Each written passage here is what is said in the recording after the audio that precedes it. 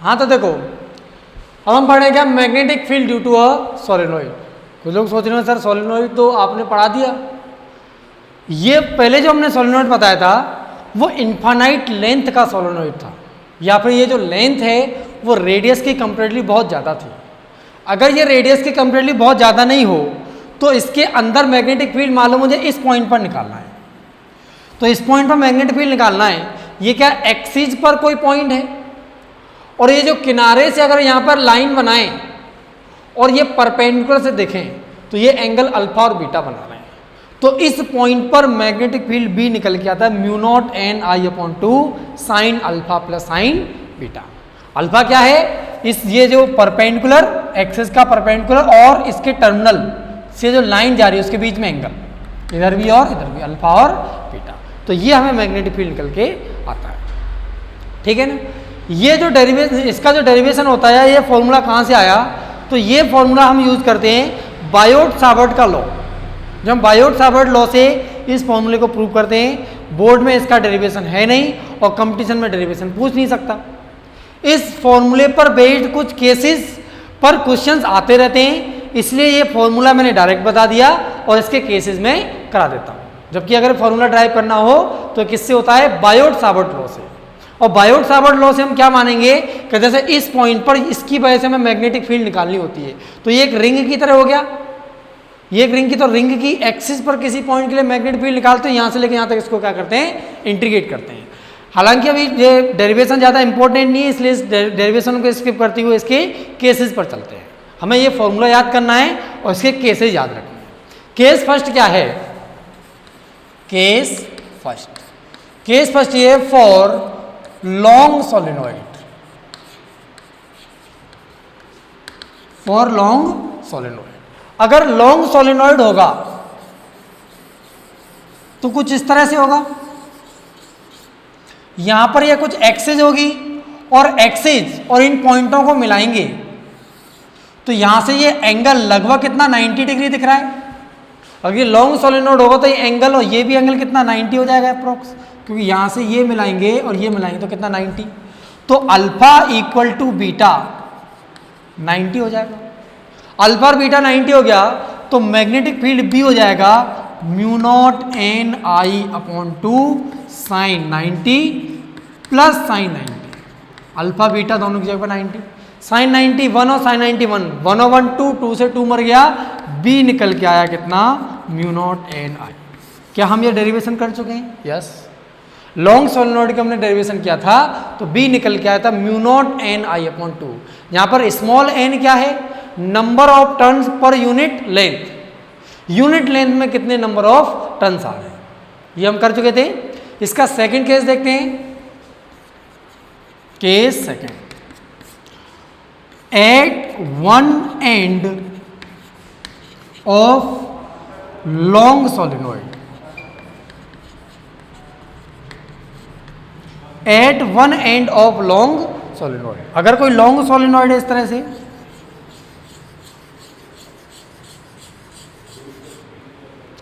इसके अगर एक एंड की बात करें तो ये परपेंडिकुलर हो गया और यहां से ये देखेंगे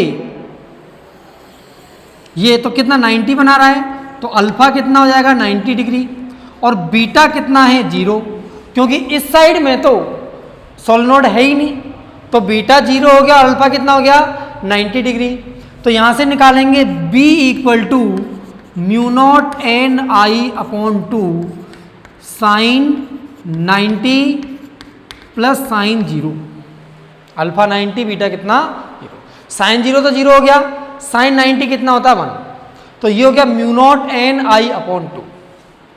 बी हो जाएगा म्यू नॉट एन आई अपॉन 2। वेरी इंपॉर्टेंट रिजल्ट, कई बार क्वेश्चन पूछ चुका है, नीट में डायरेक्ट क्वेश्चन आ सकता है कि सोलेनोइड, लॉन्ग सोलेनोइड के एंड पर मैग्नेटिक फील्ड कितना होता है, that is mu naught N I upon 2। इसको हम कैसे समझते हैं, देखो अगर मैं यहां पर लॉन्ग सोलेनोइड ले रहा हूं, अगर मैं यहां पर क्या लॉन्ग सोलेनोइड ले रहा हूं तो इसके इस जगह पर किसी भी पॉइंट पर मैग्नेटिक फील्ड बी कितना निकल के आता है, mu naught N I upon mu naught N I निकल के आता है।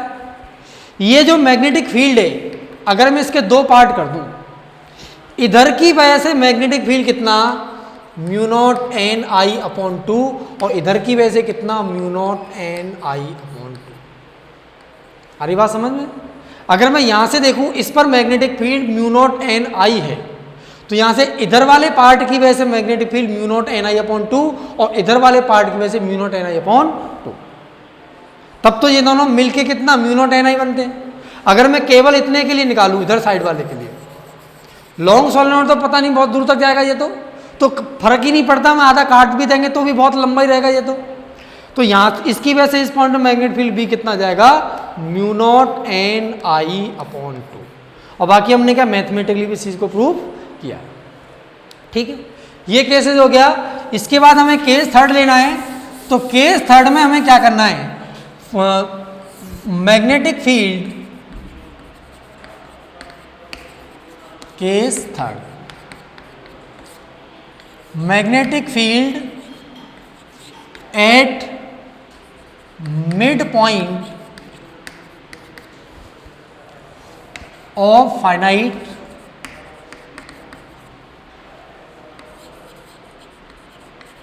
Length solenoid. Magnetic field at mid point of finite length solenoid. Finite length का सोलेनोइड है। इस सोलेनोइड की लेंथ कितनी L है, ये रेडियस कितनी इसकी R दी है। ठीक है ना, हिंदी में इसको क्या बोलेंगे, फाइनाइट लेंथ मतलब नियत लंबाई या फिर एक निश्चित लंबाई के परिनालिका के मध्य बिंदु पर चुंबकीय क्षेत्र। क्या है ये, निश्चित लंबाई के परिनालिका के मध्य बिंदु पर चुंबकीय क्षेत्र। ठीक है, इसको देखो, देखते हैं। यहां पर अगर देखेंगे इस पॉइंट पर निकालना है तो ये कितना हो जाएगा L अपॉन टू। ये कितना L अपॉन टू। ये इसकी रेडियस या त्रिज्या कितनी R दी हुई है। यहां से अगर हम ऐसे में ये मिलाएंगे तो ऊपर वाला एंगल अल्फा और इधर वाला एंगल कितना बीटा। पहली बात तो अल्फा इक्वल टू बीटा, क्योंकि मिड पॉइंट पर है तो ये L अपॉन टू, इधर भी कितना आएगा L अपॉन टू। ये R, ये भी कितना R, ये R, ये भी R, ये भी L अपॉन टू, ये भी L अपॉन टू। ठीक है ना, तो अल्फा इक्वल टू बीटा हो जाएंगे। और यहां से अगर हम साइन अल्फा की बात करें या साइन बीटा की बात करें तो ये क्या हो जाएगा, परपेंडिकुलर अपॉन हाइपोटेन्यूज, लंब बटे कर्ण। तो इसके सामने वाला परपेंडिकुलर होता है, ये कितना हो गया L अपॉन टू, और हाइपोटेन्यूज कितना हो जाएगा, यहां से लेके यहां तक की डिस्टेंस। ये डिस्टेंस अगर R है तो R हो जाएगा रूट के अंदर L अपॉन टू का square plus capital R square. ठीक है ना, तो L अपॉन टू अपॉन कितना R कितना रूट के अंदर L अपॉन टू का square plus capital R square. ये साइन अल्फा या साइन बीटा की वैल्यू आ गई। अब हमें क्या निकालना, मैग्नेटिक फील्ड निकालना है। तो B equal to mu naught N I upon two sine alpha plus sine beta. Alpha beta का सेम है तो sine alpha plus sine beta कितना 2 साइन अल्फा हो जाएगा, और साइन अल्फा की वैल्यू में पता है। तो B हो जाएगा कितना म्यू नॉट एन आई upon two, 2 times sine alpha. Sine alpha plus sine beta, beta alpha same, तो 2 साइन अल्फा, और 2 साइन अल्फा की वैल्यू कितनी L upon two upon root के अंदर L square upon 4 plus R square. इस 2 से ये 2 cut जाएगा, तो यहां से B निकल के आएगा कितना mu naught N I L upon 2 root के अंदर L square upon 4 plus capital R square. ये क्या निकल के आएगा, मिड पॉइंट पर मैग्नेटिक फील्ड। हाँ तो देखो, अगर कोई स्टेशनरी चार्ज है तो क्या वो इलेक्ट्रिक फील्ड प्रोड्यूस करता था, ऐसा हमने इलेक्ट्रोस्टैटिक्स में पढ़ा था। और कोई मूविंग चार्ज है तो मूविंग चार्ज इलेक्ट्रिक फील्ड के साथ साथ मैग्नेटिक फील्ड भी प्रोड्यूस करता है। ठीक है ना, तो अब हम इस टॉपिक में क्या पढ़ेंगे आगे कि मूविंग चार्ज की वजह से कितना मैग्नेटिक फील्ड या मैग्नेटिक इंडक्शन प्रोड्यूस हो रहा है। तो ठीक है, हमारी देखो नेक्स्ट हेडिंग क्या दी हुई है यहाँ पर, magnetic induction due to moving charges. अगर कोई मूविंग चार्ज है, कोई चार्ज मूव कर रहा है, तो उसकी वजह से कितनी मैग्नेटिक इंडक्शन या मैग्नेटिक फील्ड प्रोड्यूस होती है। We consider charge plus Q moving at velocity V. मान लो ये चार्ज देखो डायग्राम में देखो, ये चार्ज कितना क्यू है, इसकी वेलोसिटी इस डायरेक्शन में कितनी वी दी हुई है। मुझे इस पी पॉइंट पर क्या मैग्नेटिक फील्ड निकालना है, और पी पॉइंट में मैग्नेटिक फील्ड निकालना है, तो इस चार्ज और पी को मिलाने वाली लाइन और वेलोसिटी, चार्ज और जिस पॉइंट पर मैं मैग्नेटिक फील्ड निकालना है, ये इन दोनों को मिलाने वाली लाइन और वेलोसिटी, इन दोनों के बीच में एंगल कितना है, थीटा दिया हुआ है। तो यहाँ पर जो मैग्नेटिक फील्ड होगा देखो प्लस क्यू है, तो मैग्नेटिक फील्ड क्या इस तरह से दिया हुआ है बी, तो यहाँ पर दिया हुआ देखो क्या, magnetic field B at point P, P point पर जो हमें क्या निकालना है, मैग्नेटिक फील्ड बी। तो ये जो बी है ये डायरेक्टली प्रोपोर्शनल होता है क्यू के, जितना ज़्यादा चार्ज होगा उतना ज़्यादा मैग्नेटिक फील्ड प्रोड्यूस होगी। दूसरा जो बी है ये डायरेक्टली प्रोपोर्शनल किसके, वी के, वेलोसिटी। जितनी ज़्यादा तेज़ी से चार्ज फ्लो मतलब दौड़ रहा है, उतनी तेज़ी से उतना ही ज़्यादा क्या मैग्नेटिक फील्ड होगा। और इसमें एक टर्म और कितना, B directly proportional to sine theta. Sine theta में थीटा क्या है, वेलोसिटी वेक्टर, और पी पोजीशन, पी पॉइंट का पोजीशन वेक्टर किसके रेस्पेक्ट में, चार्ज के रेस्पेक्ट, या चार्ज और पी पॉइंट को मिलाने वाली लाइन और वेलोसिटी दोनों के बीच में एंगल क्या है, थीटा। तो बी डायरेक्टली प्रोपोर्शनल किसके, साइन थीटा के। और यहाँ पर बी इनवर्सली प्रोपोर्शनल होता है किसके, आर। ठीक है ना, तो यहाँ से क्या हो जाएगा, B equal to Q V sine theta upon R, Q V sine theta upon R. ठीक है, ये हमारा क्या हो गया स्केलर फॉर्म में। यहाँ लिखेंगे B directly proportional to Q V sine theta upon R. ठीक है ना, ये सारे डायरेक्टली प्रोपोर्शनल, सबको डायरेक्टली प्रोपोर्शनल लगा दिया। अब डायरेक्टली प्रोपोर्शनल हटाने के लिए क्या कांस्टेंट आएगा, वो कांस्टेंट होता म्यू नॉट अपॉन 4 पाई। तो यहाँ से बी लिखेंगे, B equal to mu naught upon 4 pi Q V sine theta upon R. ठीक है ना, डायरेक्टली प्रोपोर्शनल डालने कांस्टेंट आया, कांस्टेंट कितना, mu naught upon 4 pi Q V sine theta upon R. ठीक है ना, तो यहाँ पर ये मैग्नेटिक फील्ड की वैल्यू आ गई। तो देखो ये मैग्नेटिक फील्ड हमें क्या स्केलर फॉर्म में दिया हुआ है, मतलब कि यहाँ पर मैग्नेटिक फील्ड का केवल हमें क्या दिया हुआ है, मैग्नीट्यूड दिया हुआ है। डायरेक्शन भी अगर हमें पता करनी तो इसका वेक्टर फॉर्म पढ़ेंगे, तो यहाँ से क्या पढ़ेंगे, वेक्टर फॉर्म। तो यहाँ से जब वेक्टर फॉर्म हम पढ़ेंगे तो वेक्टर फॉर्म में देखो इसकी डायरेक्शन कैसे निकालते हैं, वी की डायरेक्शन में उंगली की और जिस पॉइंट पर निकालना उस डायरेक्शन में घुमाएंगे। ये वेक्टर क्या है, आर वेक्टर है। वेक्टर क्या है, वेक्टर आर है। तो वी वेक्टर की डायरेक्शन में हमने क्या किया, उंगलियां की और आर की डायरेक्शन में घुमाया, तो जो थंब होगा वो उसकी डायरेक्शन होगी, वही क्या होगी, मैग्नेटिक फील्ड की डायरेक्शन। जैसे वी वेलोसिटी डायरेक्शन में हमने मूव किया और आर की डायरेक्शन में घुमाया, तो थंब क्या अंदर की तरफ जा रहा है, तो मैग्नेटिक फील्ड क्या होगा, अंदर की तरफ। ठीक है ना, अगर ऐसा दिया होता, जैसे मान लो ये कोई चार्ज कितना Q है, ठीक है ना, ये V वेलोसिटी से इधर जा, ठीक है ना, पॉइंट कोई यहाँ पे होता, इस पॉइंट की बात करते हैं P डैश, ठीक है ना, या फिर ऐसा कर लेते हैं, इधर बात कर लेते हैं, इधर मान लेते हैं कोई पॉइंट कितना है P डैश दिया हुआ, तो V की डायरेक्शन उंगली करेंगे, R की डायरेक्शन घुमाएंगे, तो इधर मैग्नेटिक फील्ड होगा वो इस पॉइंट पर बाहर की, इधर देखेंगे तो अंदर होगा, इधर देखेंगे तो बाहर। ठीक है ना, तो हमें V cross B, sorry V cross R, V cross R से क्या हमें डायरेक्शन मिल रही है, तो यहाँ से हम क्या लिखेंगे, B का वेक्टर फॉर्म लिखेंगे म्यू नॉट अपॉन 4 पाई Q V cross B, V cross R upon कितना R,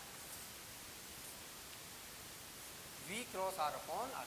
क्या V क्रॉस R की डायरेक्शन में ही B है, और यहाँ V R साइन थीटा लिखेंगे, आर से आर की पावर 3 कटी है तो नीचे क्या आर स्क्वायर बचेगा, तो Q V sine theta upon R square बच जाएगा ये, और म्यू नॉट अपॉन 4 पाई, ये भी कितना म्यू नॉट अपॉन 4 पाई। तो ये हमारा क्या निकल गया वेक्टर फॉर्म में, और मैग्नीट्यूड निकालना तो मैग्नीट्यूड इस तरह से निकाल सकते हैं। तो चलिए नेक्स्ट हेडिंग पढ़ते हैं हम। क्या आगे दिया हुआ है, motion of charge particle in uniform magnetic field. कोई चार्ज पार्टिकल क्यू है, इसका मास हम मान लेते हैं कितना m दिया हुआ है, और ये चार्ज पार्टिकल मूव कर रहा है किसमें, मैग्नेटिक फील्ड के अंदर। ठीक है ना, कहीं पे मान लो मैग्नेटिक फील्ड है, मैग्नेटिक मटेरियल्स रख दिया कुछ भी, इसका नॉर्थ पोल साउथ पोल, तो वहाँ पे क्या मैग्नेटिक फील्ड प्रोड्यूस हो जाएगी, और उस मैग्नेटिक फील्ड के अंदर चार्ज क्यू और मास m, एक पार्टिकल जिस पर चार्ज की मास है मूव कर रहा है कितनी वेलोसिटी से, v वेलोसिटी से। और डायग्राम में एक चीज ध्यान से देखें तो मैग्नेटिक फील्ड b की डायरेक्शन इधर है, x एक्सिस की तरफ मान लिया हमने, वेलोसिटी ये है, तो वेलोसिटी वेक्टर और मैग्नेटिक फील्ड दोनों के बीच में एंगल कितना है, थीटा दिया हुआ है। वेलोसिटी वेक्टर ये क्या है, मैग्नेटिक फील्ड की डायरेक्शन किसकी है, मैग्नेटिक फील्ड की डायरेक्शन है, और ये क्या वेलोसिटी वेक्टर, इन दोनों के बीच में एंगल कितना है, थीटा दिया हुआ है। ठीक है ना, तो यहाँ पे दिया हुआ है when a moving charge particle enters in external magnetic field, ये मान लो यहाँ से आ रहा था, इसके अंदर एंटर कर गया या इसके अंदर घूम रहा है, या तो एंटर कर गया या घूम रहा है, कैसा भी मान सकते हैं। Enters in a magnetic field it experience a force which is known as Lorentz force. इसके बाद हम क्या पढ़ने वाले हैं, लोरेंज फोर्स पढ़ रहे हैं। मतलब कि अगर कोई मूविंग चार्ज पार्टिकल है और वो मैग्नेटिक फील्ड के अंदर मूव कर रहा है तो उस पर एक फोर्स लगता है, उस फोर्स को हम क्या बोलते हैं, लोरेंज फोर्स। कोई चार्ज है मैग्नेटिक फील्ड के अंदर अगर रखा हुआ है तो उस पर कोई फोर्स नहीं लग रहा, कोई चार्ज है मैग्नेटिक फील्ड के अंदर रखा हुआ है, कोई फोर्स नहीं लग रहा, लेकिन मैग्नेटिक फील्ड के अंदर मूव करने लग गया v वेलोसिटी से, तो उस पर एक फोर्स लगने लगता है जिसको हम क्या बोलते हैं, लोरेंज फोर्स कहते हैं। ठीक है ना, आगे देखो फर्स्ट पॉइंट क्या है, this Lorentz force acting on moving charge particle is proportional to charge on particle. ये जो फोर्स लगता है F L means Lorentz force, वो डायरेक्टली प्रोपोर्शनल है चार्ज के, जो चार्ज मैग्नेटिक फील्ड में मूव कर रहा है उस चार्ज के मैग्नीट्यूड के डायरेक्टली प्रोपोर्शनल होता है। सेकंड पॉइंट देखो क्या दिया हुआ है, F L is proportional to velocity when it perpendicular to magnetic field which is perpendicular to magnetic field. F L is proportional to velocity, ये वेलोसिटी के प्रोपोर्शनल होता है, कौन सी वेलोसिटी के, which is perpendicular to magnetic field. मतलब Lorentz force velocity के directly proportional होता है, कौन सी वेलोसिटी के, मैग्नेटिक फील्ड के जो परपेंडिकुलर में जो वेलोसिटी है उसकी, मैग्नेटिक फील्ड के परपेंडिकुलर जो वेलोसिटी आ रही है उसकी वेलोसिटी के डायरेक्टली प्रोपोर्शनल होता है। तो देखो यहां पर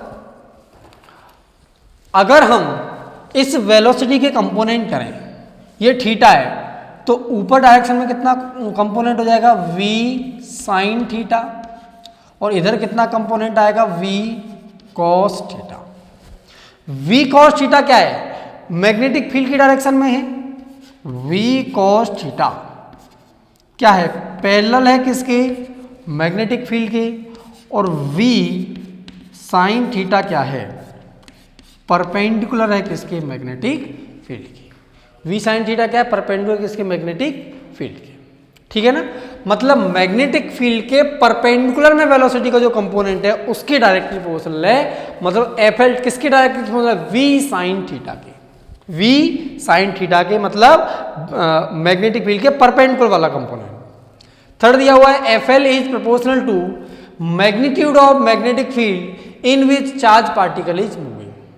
मतलब उस मैग्नेटिक फील्ड के भी प्रोपोर्शनल होता है जिस मैग्नेटिक फील्ड में चार्ज पार्टिकल मूव कर रहा है। ये अगर मैग्नेटिक फील्ड B है, मैग्नेटिक फील्ड की यूनिट क्या टेस्ला होती है, ये मान लो 1 टेस्ला है तो कुछ फोर्स लगा, 2 टेस्ला है तो उसका डबल फोर्स लगेगा, मतलब मैग्नेटिक फील्ड ज्यादा होगी तो फोर्स ज्यादा लगेगा। तो लॉरेंज फोर्स डायरेक्टली प्रोपोर्शनल है किसके, मैग्नेटिक फील्ड के मैग्नीट्यूड के। अब यहां पे देखो 3 इक्वेशन हो गई। फर्स्ट इक्वेशन क्या थी, F L directly proportional charge Q के, क्या थी, एफ एल डायरेक्टली प्रोपोर्शनल किसके, चार्ज क्यू के। दूसरी इक्वेशन में कितना, v साइन थीटा और ये b, तो Q V B sine theta. F L directly proportional कितना, Q V B sine theta. Directly proportional हटाने के लिए कांस्टेंट आता है, तो यहां से एफ एल कितना लिखा है, F L equal to K Q V B sine theta. और प्रैक्टिकल करके हमने जब के की वैल्यू फाइंड की तो के की वैल्यू कितनी निकल के आती है 1। जो प्रैक्टिकल साइंटिस्ट द्वारा किए जाते थे तो प्रैक्टिकली जब के की वैल्यू फाइंड की तो कितनी निकल के आई 1 निकल के आई। तो यहाँ से एफ एल हो गया F L equal to Q V B sine theta. F L equal to Q V B sine theta. इसका अगर वेक्टर फॉर्म देखेंगे वेक्टर फॉर्म तो मैग्नेटिक फील्ड की डायरेक्शन मैग्नीट्यूड दोनों ही देखने हैं तो वी बी साइन थीटा को वी क्रॉस बी लिख सकते हैं। तो यह कितना Q V cross B, Q V cross B. यहां से हम क्या निकालेंगे इसकी डायरेक्शन भी निकालेंगे। वी क्रॉस बी दिया हुआ है मतलब वेलोसिटी की डायरेक्शन में उंगली करनी है, मैग्नेटिक फील्ड की डायरेक्शन में घुमाना है। वेलोसिटी की डायरेक्शन में उंगली करनी है, मैग्नेटिक फील्ड की डायरेक्शन में घुमाना है तो यहाँ लॉरेंज फोर्स की डायरेक्शन भी आ जाएगी। ठीक है ना। जैसे यहाँ वेलोसिटी वेक्टर ये दिया हुआ है, वेलोसिटी डायरेक्शन में उंगली की और मैग्नेटिक फील्ड की डायरेक्शन में घुमाया तो अंगूठा जिधर दिखा रहा है थंब की डायरेक्शन किसकी होगी, लॉरेंज फोर्स की डायरेक्शन होगी। इस केस में लॉरेंज फोर्स किधर लगेगा, इस प्लेन के अंदर की साइड में लगेगा। ठीक है ना। तो अगर आपको ऐसा दिया हुआ वी क्रॉस बी दिया मतलब वेलोसिटी डायरेक्शन में उंगली करनी है, मैग्नेटिक फील्ड की डायरेक्शन में घुमाना है। ठीक है ना। तो इसकी डायरेक्शन हम किससे निकालेंगे, राइट हैंड थंब रूल से और क्रॉस प्रोडक्ट में जिस तरह से डायरेक्शन निकालते थे। तो यहाँ पे लिख सकते हैं अगला point, direction of Lorentz force can be determined by right hand thumb rule. Direction of Lorentz force can be determined by right hand thumb rule और क्रॉस प्रोडक्ट, क्रॉस प्रोडक्ट में जिस तरह से निकालते थे उस तरह से। तो चलिए नेक्स्ट टॉपिक पर चलते हैं। आगे दिया motion of charge particle in perpendicular magnetic field. ये कोई परपेंडिकुलर मैग्नेटिक फील्ड है उसमें पार्टिकल मोशन कर रहा है। कौन सा, चार्ज पार्टिकल। हमने पढ़ा था कि चार्ज पार्टिकल अगर मोशन कर रहा है किसमें, मैग्नेटिक फील्ड के अंदर, किसमें, यूनिफॉर्म मैग्नेटिक फील्ड के अंदर, तो उस पर एक फोर्स लगता है। उसको फोर्स को हम क्या बोलते हैं, लॉरेंज फोर्स। और उसकी वैल्यू भी पता है हमें कितना, F L equal to Q V cross B निकल के आई थी। ठीक है ना। इसी पर हम आगे बढ़ते हैं। तो यहाँ पे when a particle start moving in a perpendicular magnetic field, और ये क्या, यूनिफॉर्म मैग्नेटिक फील्ड है। कौन सा, परपेंडिकुलर, यहां लिख लेते हैं uniform magnetic field. A Lorentz force F L start acting on the particle. अगर कोई चार्ज पार्टिकल है मैग्नेटिक फील्ड के अंदर मूव करेगा तो उस पर एक फोर्स लगेगा, that is Lorentz force. Perpendicular direction to its motion, इसके मोशन की परपेंडिकुलर डायरेक्शन में लगता है। क्योंकि हमने देखो अगर यहाँ पर देखेंगे एफ एल कितना आया था, क्यू वी क्रॉस बी, यही बताया था एफ एल कितना, क्यू वी क्रॉस बी। इसकी डायरेक्शन कैसे निकालेंगे, वी की डायरेक्शन में उंगली की और बी की डायरेक्शन में घुमाया तो वी करें तो अंगूठे की डायरेक्शन क्या बताएगी, एफ एल की डायरेक्शन। ठीक है। हमने देखो कुछ इस तरह से पढ़ा था, ए क्रॉस बी जब हम पढ़ते हैं, ए क्रॉस बी निकालते हैं, ए क्रॉस बी, क्या ए क्रॉस बी की वैल्यू परपेंडिकुलर होती है किसके, ए के, और ए क्रॉस बी परपेंडिकुलर होता है किसके, बी के। ऐसा हमने किस में पढ़ा था, वेक्टर में पढ़ा था। जो ए क्रॉस बी निकालते हैं उसकी डायरेक्शन ए के परपेंडिकुलर होती है और बी के भी परपेंडिकुलर होती है। यहाँ पे भी अगर हम देखेंगे एफ एल है, F L equal Q V cross B है। एफ एल की डायरेक्शन कितना, वी और बी की डायरेक्शन में है। इसका मतलब ये जो एफ एल है ये परपेंडिकुलर किसके, वी के, और एफ एल है ये परपेंडिकुलर किसके, बी के। मतलब जो लॉरेंज फोर्स लगेगा वो मैग्नेटिक फील्ड के भी परपेंडिकुलर होगा और वेलोसिटी के भी परपेंडिकुलर होगा। मैग्नेटिक फील्ड और वेलोसिटी दोनों के ही परपेंडिकुलर डायरेक्शन में क्या लगता है, लॉरेंज फोर्स लगता है। ठीक है ना। तो perpendicular direction of its motion, motion किस डायरेक्शन में होगा, वेलोसिटी डायरेक्शन में। तो वेलोसिटी की डायरेक्शन में क्या लगेगा, ये लॉरेंज फोर्स। सेकंड पॉइंट दिया हुआ है, Lorentz force acting perpendicular direction of to motion of charge particle and particle continuously change its direction of motion, hence charge particle moves on circular path. इस चीज को समझते हैं। हमने ये जो मोशन कराया था क्या परपेंडिकुलर मैग्नेटिक फील्ड लिया था। अब यहाँ पे देखो हम परपेंडिकुलर मैग्नेटिक फील्ड बना लेते हैं। ये मान लेते हैं क्या मैग्नेटिक फील्ड है। ये क्रॉस का क्या मतलब है? क्रॉस का मतलब ये है कि ये मैग्नेटिक फील्ड इस प्लेन के अंदर की डायरेक्शन में है। मैग्नेटिक फील्ड की डायरेक्शन देखेंगे तो इस तरह से इस प्लेन के अंदर जा रही है और ये यूनिफॉर्म मैग्नेटिक फील्ड है। इस यूनिफॉर्म मैग्नेटिक फील्ड में मान लेते हैं कि ये कोई चार्ज कितना Q है और ये v वेलोसिटी से मूव कर रहा है। इधर कितनी वेलोसिटी से मूव कर रहा है? v वेलोसिटी से। ठीक है ना। हमने लोरेंज फोर्स निकाला था FL। FL कितना बताया था? Q v cross b। FL Q v cross b। एक चार्ज पार्टिकल है प्लस Q, इसकी वेलोसिटी x डायरेक्शन में है और ये मैग्नेटिक फील्ड B है और मैग्नेटिक फील्ड B क्या है? इस प्लेन के परपेंडिकुलर। अब ध्यान से सुनना, अगर इस पर लोरेंज फोर्स देखेंगे FL कितना? Q v क्रॉस b, मतलब v की डायरेक्शन में उंगली करनी है और b की डायरेक्शन में घुमाना है। v वेलोसिटी की डायरेक्शन उंगली की और b मतलब मैग्नेटिक फील्ड की डायरेक्शन में घुमाना है। वेलोसिटी डायरेक्शन में उंगली की, मैग्नेटिक फील्ड किधर है? अंदर, तो अंदर घुमाया तो थंब किधर आया? ऊपर। थंब अगर ऊपर आया तो इस पर लोरेंज फोर्स किधर लग रहा है? इधर FL। क्या FL और वेलोसिटी दोनों परपेंडिकुलर है? यस।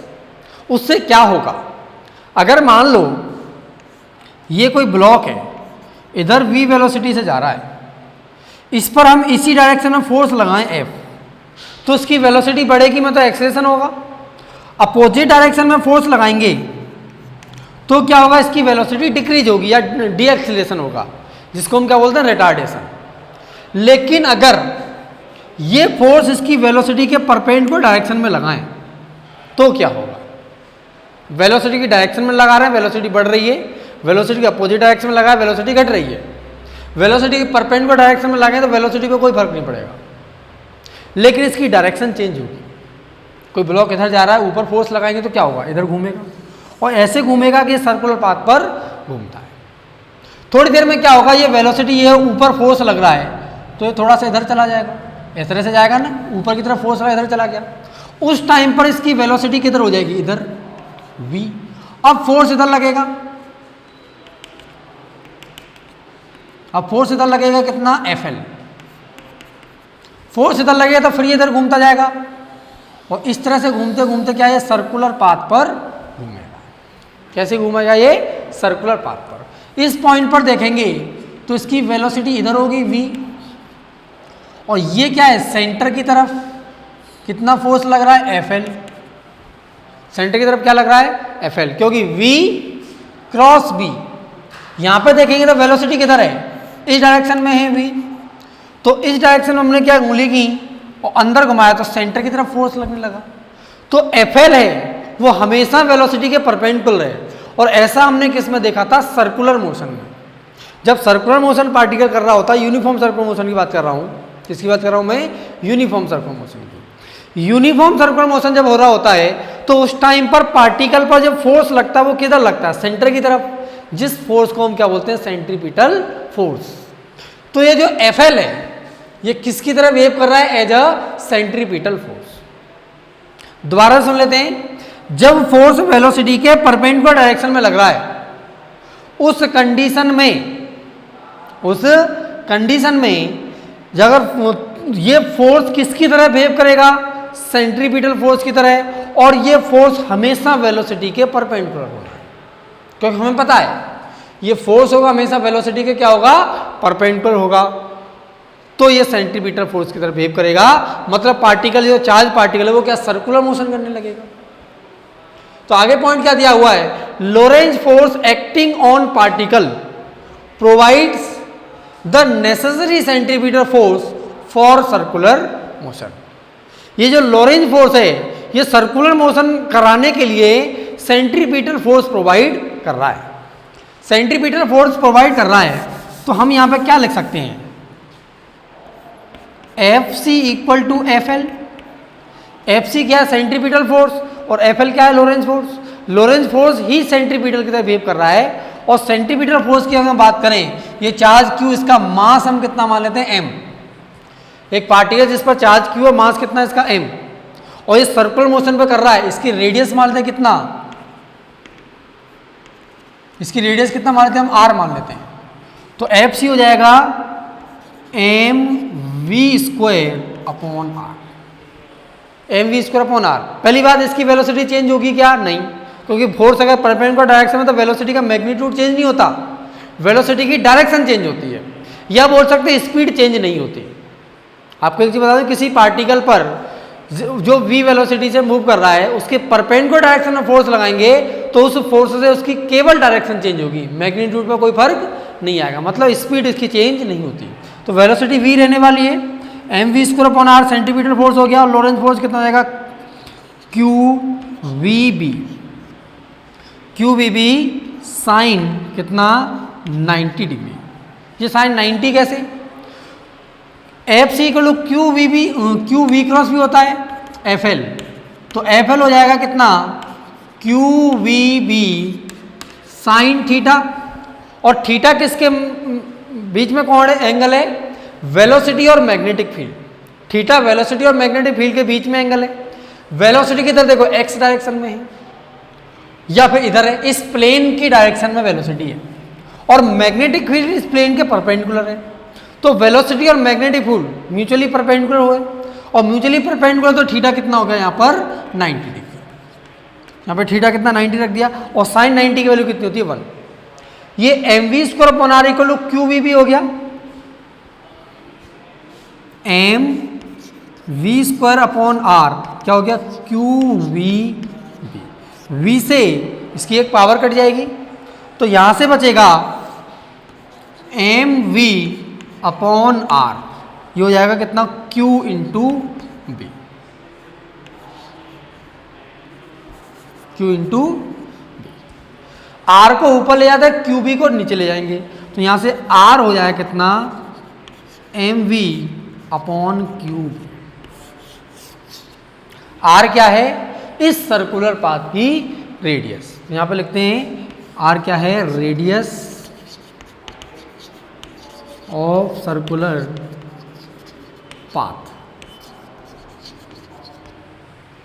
आर क्या है, radius of circular path. M क्या है, उस पार्टिकल का मास जो सर्कुलर मोशन कर रहा है, वी क्या है, उसकी वेलोसिटी, क्यू क्या है, उस पार्टिकल पर चार्ज, और बी क्या है, मैग्नेटिक फील्ड, कौन सा, परपेंडिकुलर मैग्नेटिक फील्ड, या बोल सकते परपेंडिकुलर यूनिफॉर्म मैग्नेटिक फील्ड। अगर बी की वैल्यू चेंज होगी तो आर की वैल्यू भी चेंज होगी, ठीक है ना। तो अगर बी कांस्टेंट रहेगा तब आर कांस्टेंट रहेगा, तो इसी पाथ को बार बार क्या करता रहेगा, ये रिपीट करता रहेगा। इसकी वेलोसिटी चेंज नहीं हो रही क्योंकि फोर्स परपेंडिकुलर डायरेक्शन में लग रहा है, इसका मतलब काइनेटिक एनर्जी भी इसकी कांस्टेंट है। यहां पे हम एक पॉइंट लिखेंगे, जो लॉरेंज फोर्स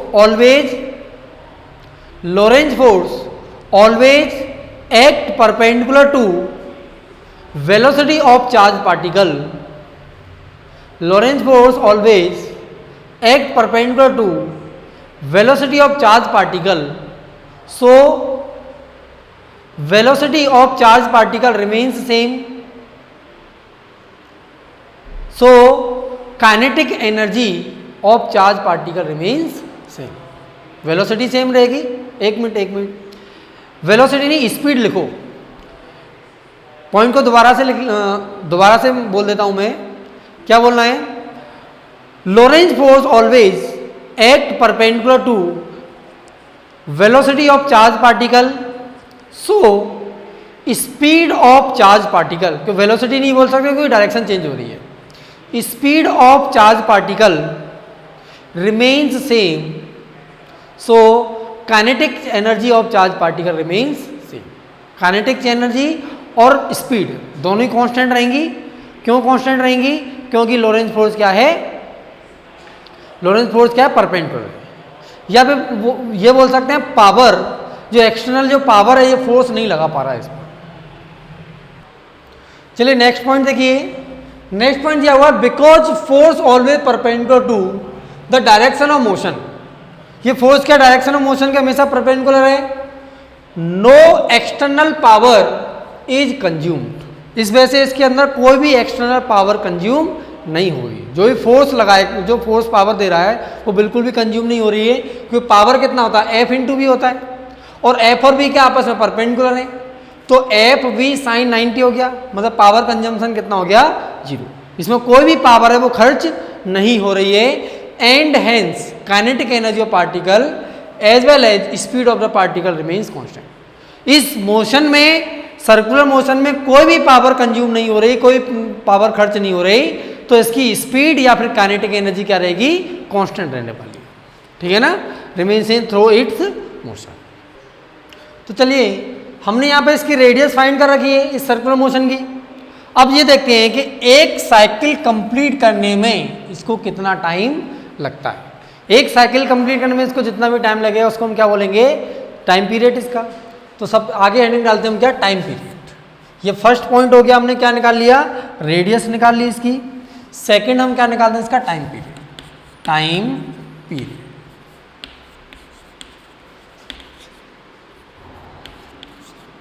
टाइम पीरियड क्या होता है, time taken to complete one cycle, one complete cycle. Time taken to complete one complete cycle. एक कंप्लीट साइकिल में कितने, जो time taken to complete one cycle, एक साइकिल कंप्लीट करने में इसको जितना टाइम लगेगा उसको हम क्या बोलेंगे, इसका टाइम पीरियड। तो देखो अगर ये सर्कुलर मोशन कर रहा है तो यहां से लेके यहां तक इसकी स्पीड सेम है, और इसने डिस्टेंस कितनी चली, 2πr। अगर r हमें पता है तो डिस्टेंस ने कितनी चली, 2πr, और टाइम इसको मान लेते हैं कितना, कैपिटल T लगाओ। तो यहां पता है speed equal to distance upon time. Speed कितनी इसकी v, डिस्टेंस कितनी 2πr, और टाइम कितना लगा इसको t। तो यहाँ से t हो जाएगा कितना, 2πr upon v। Time period t हो जाएगा कितना, 2πr अपॉन v। तो t इक्वल टू 2π, r की जगह क्या रखेंगे, mv अपॉन qb। r को हमने क्या निकाला था, mv अपॉन qb। तो ये लिखा है कितना, mv upon qb। 2πr upon कितना v, इस v से v कैंसिल हो जाएगा, तो t निकल के आया कितना, 2π m अपॉन qb। ध्यान से देखो टाइम पीरियड क्या निकला, t equal to 2π m upon qb। ये टाइम पीरियड वेलोसिटी पर डिपेंड नहीं कर रहा, पार्टिकल कितनी तेज चल रहा है इस बात पर टाइम पीरियड डिपेंड नहीं कर रहा।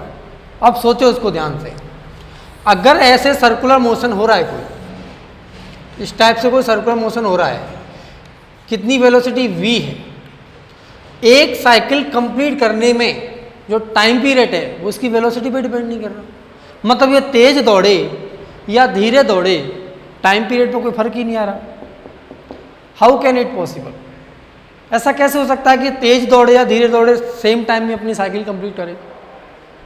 ठीक है ना, मैं लिख देता हूँ यहाँ, अगर मैंने निकाला है, मैंने लिखा t direct proportional to velocity की पावर 0। वेलोसिटी की पावर 0 मतलब 1। टाइम पीरियड वेलोसिटी पर डिपेंड ही नहीं कर रहा। ऐसा कैसे पॉसिबल है वो देखते हैं। इसके रेडियस की बात करें, r कितना होता है, mv अपॉन qb।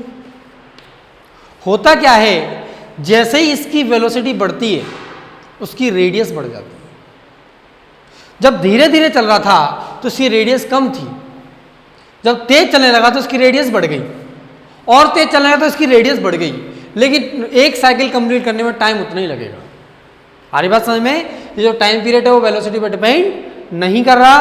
क्यों नहीं कर रहा, क्योंकि वेलोसिटी कम थी तो छोटा पाथ चल रहा था, और वेलोसिटी ज़्यादा थी तो ज़्यादा पाथ चलने लग गया। ठीक है ना, स्पीड तेज चलने लग गया लेकिन पाथ ज़्यादा बढ़ गया। उस हिसाब से टाइम इस तरह से रहता है कि टाइम क्या रहता है, वेलोसिटी पर डिपेंड नहीं करता। इसका हम एक बेनिफिट भी उठाएंगे किसमें, साइक्लोट्रॉन में। साइक्लोट्रॉन तक आपको ये बात याद रखनी है कि ये जो टाइम पीरियड है वो इसकी वेलोसिटी पर डिपेंड नहीं करता। टाइम पीरियड के साथ साथ हम इसकी फ्रीक्वेंसी की बात कर लेते हैं। फ्रीक्वेंसी क्या होती है, यूनिट टाइम में कितने साइकिल कंप्लीट हो गए। तो यहां पे फ्रीक्वेंसी लिख लेते हैं क्या, number of cycle, number of cycle in unit time, या number of revolution in unit time. Unit time मतलब एक सेकंड में कितनी बार घूम जाता है, ये इसकी क्या हो जाएगी फ्रीक्वेंसी। और फ्रीक्वेंसी आपको सबको अच्छे से पता है, फ्रीक्वेंसी तो 1/t। टी हमने निकाला कितना, 2πm/qb। तो यहाँ से फ्रीक्वेंसी हो जाएगा कितना, qb/2πm। फ्रीक्वेंसी हो जाएगा कितना, qb/2πm। ये क्या निकल के आ जाएगा, इसकी फ्रीक्वेंसी आ जाएगी। जो सेम हमने टाइम पीरियड के लिए बोला था कि टाइम पीरियड वेलोसिटी पर डिपेंड नहीं करता, ऐसे ही फ्रीक्वेंसी भी वेलोसिटी पर डिपेंड नहीं करती। क्यों, टाइम पीरियड का अपोजिट कर दिया, टाइम पीरियड ही वेलोसिटी पर डिपेंड नहीं कर रहा था, फ्रीक्वेंसी भी नहीं करेगी। तो फ्रीक्वेंसी और टाइम पीरियड दोनों ही वेलोसिटी पर डिपेंड नहीं करते, ठीक है। इसके आगे हम पढ़ते हैं, देखो आर को हमने क्या लिया था, आर को हमने क्या लिया, mv/qb, mv/qb। अच्छा, मोमेंटम क्या होता है,